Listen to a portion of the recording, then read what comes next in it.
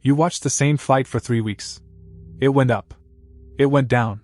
It went up again on a Tuesday for no reason you could see. Then you gave in and bought it.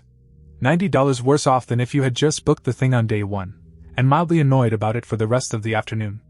Nobody was messing with you personally. Somehow that is worse. Right. Here is exactly what I am going to show you, so you can decide in the next 30 seconds whether this is worth your time. 1. The airline does not have a price for your seat. It has about 26 of them, sitting there in advance, and the whole game is which one you get sorted into. 2. The machine that does the sorting was built in the 1980s as a weapon. A man named Robert Crandall at American Airlines aimed it at a rival airline and killed it. The founder of that rival will tell you, in his own words, exactly how fast. 3. Every fare in the world gets filed to one company outside Washington that you have almost certainly never heard of. It handles something like 17.6 million fare and rule changes a day and passes them to everybody, including your airline's competitors. 4. The airlines worked out that they could use that filing system to talk to each other without ever talking to each other. The United States Department of Justice noticed and sued them under the Sherman Act. 5. All of it, the buckets, the filing, the rules a court imposed on them, is being switched off right now. And the thing replacing it has been asked a genuinely different question. Not what is this seat worth? What will you pay? If you only care about the last one, it is near the end. I would still watch the middle. The middle is where it gets strange. Start with the thing that trips everyone up. When you search a flight, it feels like you are looking up a price, the way you look up the price of milk. You are not. You are being sorted. Every seat on that aircraft belongs to something the industry calls a booking class, and a booking class is a letter. Y, B, M, H, Q, V, down the alphabet it goes. The letters have nothing to do with where you sit. 2 people in identical seats, same row, same regrettable sandwich, can sit in completely different booking classes and have paid wildly different amounts for the privilege. Each letter is a bucket. Each bucket holds a price and a fixed number of seats. When the cheap buckets empty out, the number on your screen jumps. Not because demand surged in the 9 minutes you spent making tea. Because the letter you would have been sorted into ran out. Lufthansa Group has more reason than most to be diplomatic about this, and it still said the quiet part out loud in its own announcement. The bucket system, it wrote, leads to unnecessary price jumps, and it does not let them offer the optimal price when that price falls between 2 classes. Read that again as a person who buys tickets. The price jumped not because the flight became more valuable. It jumped because the system had no way of charging you anything in between. 26 buckets. It is a wine list, if the wine list quietly rearranged itself based on how thirsty the restaurant thought you were. So when you refreshed and the number went up, most of the time the price of that flight did not change at all. Your bucket did. You got moved. The fare you were staring at yesterday is still in there, filed, valid, technically real, and no longer available to you. So, who built this, and what were they trying to do? In the early 1980s, American Airlines was being eaten alive by a new low-cost carrier called People Express. It was founded in 1981 by a man named Donald Burr, and it did the thing everybody insists is impossible. It was cheap. It was profitable. It was growing.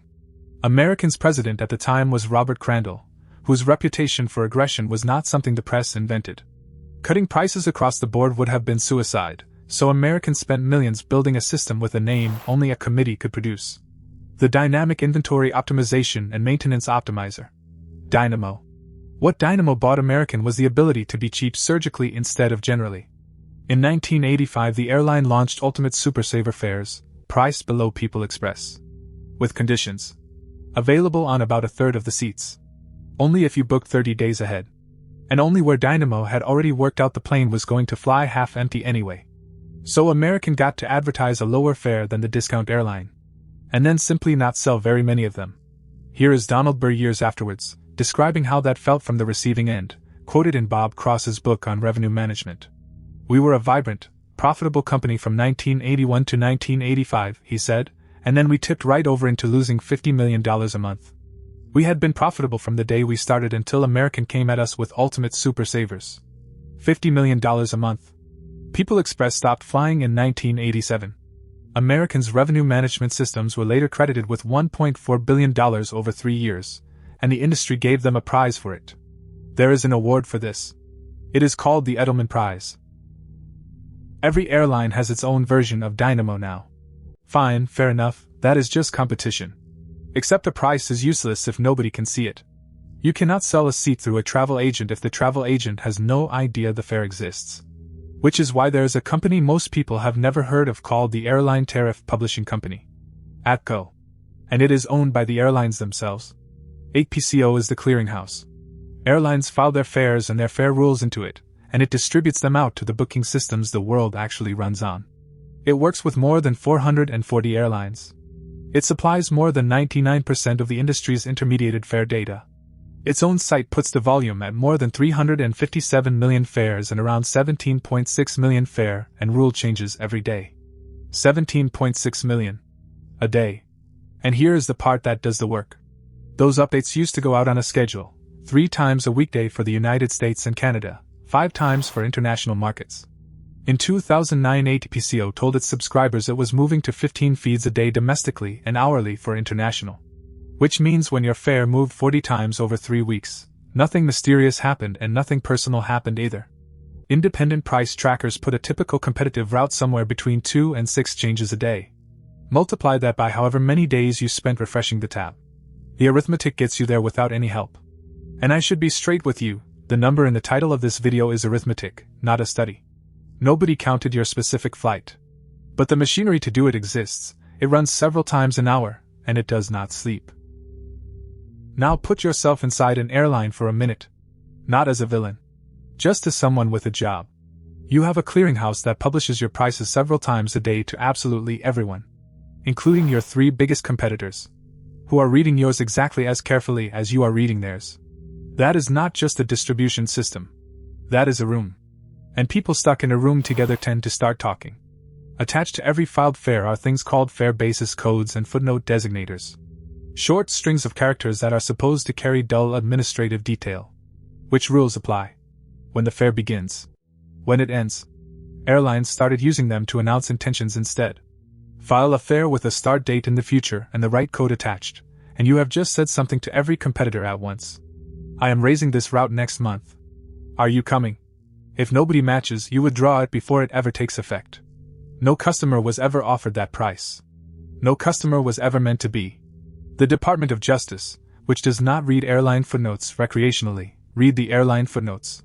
It opened an investigation in 1991. On the 21st of December, 1992, it sued them. ATPCO, American, United, Delta, Northwest, Continental, TWA, US Air and Alaska. Section 1 of the Sherman Act. It settled. The consent decree ran for 10 years, until 2004. Under it, those airlines could not use footnote designators and fare basis codes to convey anything beyond the most basic information. They could not link different fares together with special codes. They could not pre-announce price increases. The case never went to trial, so it set no precedent at all. And shortly before that decree expired, the department was back again, this time filing a contempt petition against American Airlines. Everything I have described so far shares one feature that nobody designed on purpose. And it turns out to matter more than all the rest of it put together. It was written down. A fare had to be filed. Filed fares are visible. Visible fares can be compared, complained about, and, as we just watched, read by a federal prosecutor 5 years after the fact. The whole apparatus was ugly, but it left paper behind. That is being dismantled now, from both ends at once. From one end, continuous pricing. Lufthansa Group launched it precisely so its airlines could price outside the 26 buckets altogether, anywhere along a continuous range. And the catch is not in the pricing, it is in the plumbing.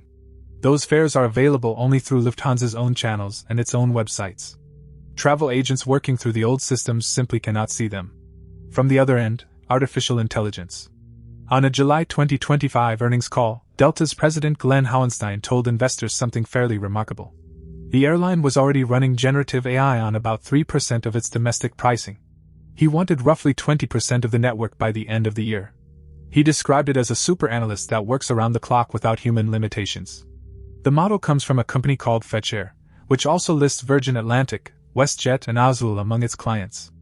3 United States senators, Ruben Gallego, Mark Warner and Richard Blumenthal, wrote to Delta's chief executive Ed Bastian on the 21st of July, 2025. Their letter said the practice would likely push fares toward each customer's personal pain point. Delta then told those senators that it does not use personal data and does not set individualized prices for anyone. Senator Gallego's reply was, in substance, that Delta appeared to be telling investors one thing and the public another. I genuinely do not know which of them is right.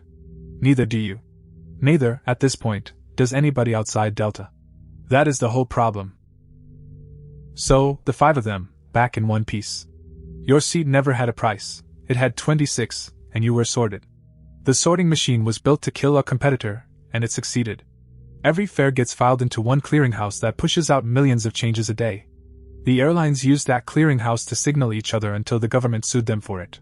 And the entire arrangement is now being replaced by something that does not have to be filed anywhere. Here is what I think the real story is, and it is not that airlines are greedy. Everyone already knows airlines are greedy. That is not news and it is not interesting.